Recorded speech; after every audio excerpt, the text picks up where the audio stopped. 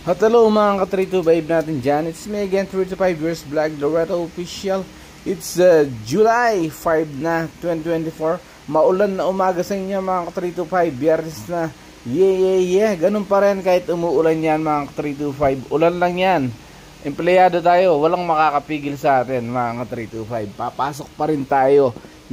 Pero kahit umuulan, dapat is dahan-dahan lang tayo dyan mga ka-325. Naka-edit lang kaya medyo mabilis. So ganun pa rin mga ka-325. Ayan, kung napapansin nyo, maulan talaga kaninang bandang alas 5 ng umaga mga ka-325. Kaya nagsasakyan tayo, no choice, hindi tayo magtitipid ngayon for the safety of ourselves mga ka-325. At papasok tayo sa SCTEX dyan mga ka-325 at na-toll gate na naman tayo. Pero okay lang yan, total matagal naman hindi na gagamit yung sasakyan. So ang gagawin lang natin dyan is dahan-dahan lang tayo mga ka-325. Although papasok tayo ng 9 pesos ang nabawas sa atin mga ka-325. Ganun pa man mga ka-325, okay lang yan. Paminsan-minsan lang naman, pero at least may ginagamit tayo pag tag-ulan is safety tayo mga ka-325, hindi tayo mababasa.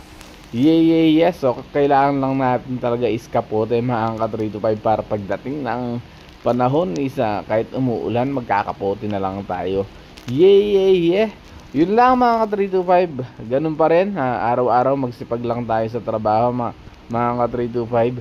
At makukuha din natin ang mga gusto natin sa buhay. Basta tiyaga-tiyaga lang, sabi ko, dahan-dahan lang mga ka-325, di ba?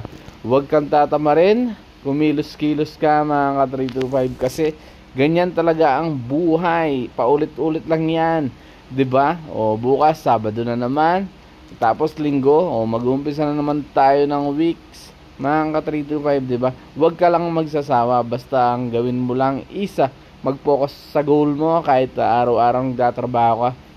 Kahit araw-araw busy ka, dapat meron kang target na dapat makamit, di ba mga ka-325? At syempre, huwag kang magmamadali. Kunin natin sa dahan-dahan. Sabi nga, lahat ng pangarap natin ay hindi nakukuha sa mabilisan. Mga ka-325, kunin natin sa mabagalan dahil hindi mo makukuha yan sa isang minuto, sa isang oras, sa isang araw, sa isang buwan, sa isang taon. 3 to 5 years from now mga ka-325 is dapat lagi tayong mga resulta sa lahat ng ating mga ginagawa. So enjoy watching until the end kasi nag-video rin ako pa uwi dyan mga ka-325 kaninang pag-out ko. At kung asan man kayo ngayon mga ka-325, mag-ingat-ingat kayo at madulas pagkabasa at malapit na yung tag-ulan sa Pilipinas. Hindi natin alam kung uulan ba o aaraw. Basta lagi tayo naka-prepare all the time. Yun lang mga ka-325. Mag-ingat-ingat tayo lagi at lalo na yung mga OFW natin dyan, okay? Ingat! Bye-bye and enjoy watching mga 325. Yeah!